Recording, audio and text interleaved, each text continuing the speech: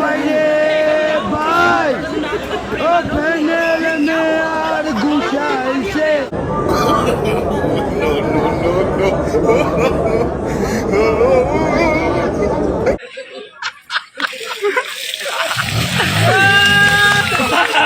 আমি বিএমপি থেকে পদত্যাগ করলাম।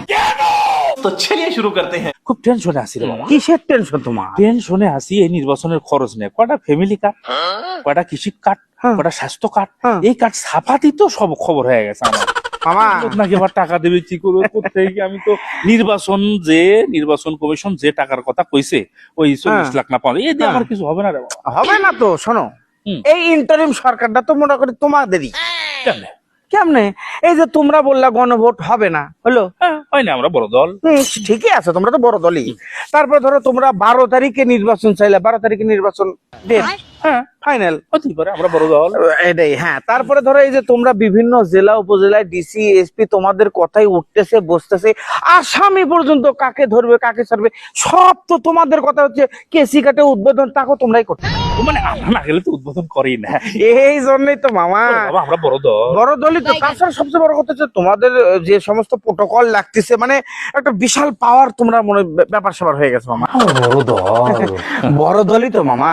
এই যে তোমাকে তো নির্বাচনী আচরণ বিধি কোনো ব্যাপারই না, ইচ্ছে মতো তছনছ করতেছো, কোনো কিছুই না, মানে তোমাদের জন্য নির্বাচন আচরণ বিধি লাগেই না। না এগুলো নির্বাচন কমিশন কিছু বলতেছে না, সমস্যা কি? আমরা বড় দল।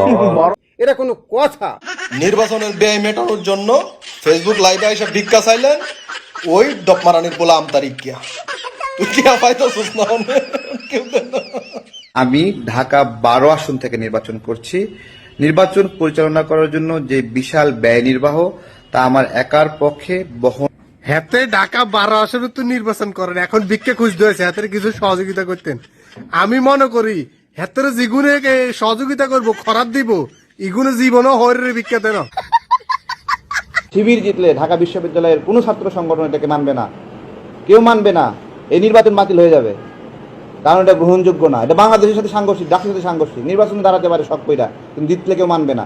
ওই শালার ধরে কেউ বাইরে হতে পারছিস না, শালা ওই মাল মনে করে গু খাইছে, খাইয়ে আইসে উল্টো পাল্টা কথাবার্তা করছে। আমি মনে করি যে জগন্নাথ বিশ্ববিদ্যালয় প্রশাসন চরমভাবে ব্যর্থ হয়েছে। আমার তো নেতার এখানে কাজটা কি ভাই? যখন সকাল থেকে আমরা আসলাম, আসার পর দেখি যে জামাতের লোকজন আনাগোনা, তো তাদেরকে দেখি স্টুডেন্টরা জিজ্ঞেস করছে যে আপনি কি এই যে প্রাক্তন স্টুডেন্ট এই জায়গা? তো সে বলে যে না আমি এই জায়গায় ব্যবসায়ী, এই বলে চলে যায়, দৌড় দিয়ে চলে যায়।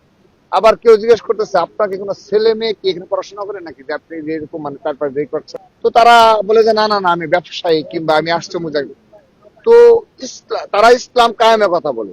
তো এই যে সকাল থেকে যে মিথ্যাচার গুলো করছে, আপনি এখন জিজ্ঞাসা করেন এই যে বয়স্ক লোকগুলো শুয়ে আছে, আপনি জিজ্ঞাসা করেন যে এই বয়স্ক লোকদের কাজটা কি? উনি কি জগন্নাথের স্টুডেন্ট, রানিং ভোটার? তো উনি হচ্ছে নিজে বহিরাগত ক্যাম্পাসের বাইরের স্টুডেন্ট। উনি হচ্ছে যে এসে হচ্ছে যে অভিযোগটা করছে যে জামাতের অমুক অমুক লোক। ঢাকা ইউনিভার্সিটি সহ যতগুলো ইউনিভার্সিটিতে নির্বাচন হয়েছে এর মধ্যে জগন্নাথ ইউনিভার্সিটি নির্বাচনের বিজয় হওয়াটা একটু স্পেশাল। কেন? কারণ লিডারের সামনে লিডারের দলের ডুবাইছে আলহামদুলিল্লাহ। এই যে ইয়াং প্রজন্ম, নতুন একটা প্রজন্ম, তারা যে ইসলামী ছাত্র শিবিরকে ভোট দিয়ে নির্বাচিত করছে, তারা কি জাতীয় নির্বাচনে ভোটার না? তারাও ভোটার। তারা যে পরিবারে থাকে সেই পরিবার ভোটার না? সেই পরিবারও ভোটার। একটা পত্রিকায় দেখলাম যে ওনারা বেশ কিছু লোকের সঙ্গে আলাপ করেছে, অনেক স্টুডেন্টের সঙ্গে আলাপ করেছে ঢাকা ইউনিভার্সিটি এবং অন্যান্য ইউনিভার্সিটিগুলো রেজাল্টের পর, এবং সেখানে একটা মেয়েকে জিজ্ঞাসা করেছে যে তুমি কেন শিবিরকে ভোট দিয়েছো? সে বলছে কি জানেন? উত্তর শুনলে অবাক হয়ে যাবেন। সে বলেছে আমার মা বলেছে ওদেরকে ভোট দিও। মা কেন বলে? মা বলে এই কারণে, মা তার কন্যা সন্তানের নিরাপত্তা চায়। মা বুঝতে চেয়েছে যে কারা ছাত্র সংসদে আসলে তার কন্যাটা নিরাপদে থাকতে পারবে, সে মা বলেছে। আবার আরেক দিকে কথা, মা কেন বলেছে? মা তো আগে বলতো না, এখন মা কেন বলে? তার মানে মার মধ্যেও কি কোনো পরিবর্তন হয়ে গেছে? হ্যাঁ, হয়েছে। এই জায়গাটাতে আমাদের যে ট্র্যাডিশনাল পলিটিক্যাল পার্টিগুলো আছে সেই পার্টিগুলোকে একটা শিক্ষা নিতে হবে। তো ভাই এতদিন পর লাইনে আইছেন। ছাত্রদল তোমাদের সুখ আর সুখ, তারেক যে দেশে আইসো তোমাদের এই সুখের বার্তাটা হয়তো হইলো। হ্যাঁ, ছাত্রছাত্রীরা বুঝে গেছে তোমাদেরকে লাল কার্ড ধরা দিছে, লাল কার্ড যোগসু তো বিজয় ছাত্র শিবিরের। এখন বুঝলা তো, কর্ম যেমন ফলটা তেমন, যেমন কর্ম ছিল তোমাদের তেমন ফলটা ধরা দিছে। মনে রাখবা, জাতীয় নির্বাচন বা বাংলাদেশ জনগণ চান্দাবাজের লাল কার্ড ধরা দিব, ফাঁসার মাঝে সিল মেরে দিব। 5টা বিশ্ববিদ্যালয় মোট বিজয় হইল, এর মানে কি জানেন? বাংলাদেশটাই তো বিজয় আমি মনে করি। এখন আপনারা যারা বলতেছেন বিশ্ববিদ্যালয় পাশ করলে কি হবে, আমাদের এই যে জাতীয় নির্বাচনে এটার কোনো প্রভাব পড়বে না।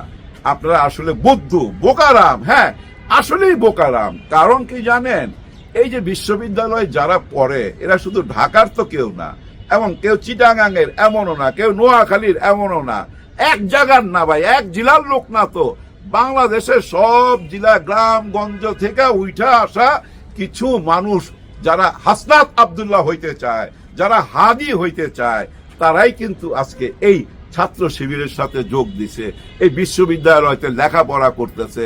আপনারা একটা জিনিস খেয়াল করেন, এই বিশ্ববিদ্যালয় এই নির্বাচন চলাকালীন যে 2টা ঘটনা ঘটছে, এই 2টা ঘটনাই কিন্তু ভাই অনেক পিছায় দিছে, নাইলে কিন্তু হাড্ডাহাড্ডি লড়াই চলতেছিল।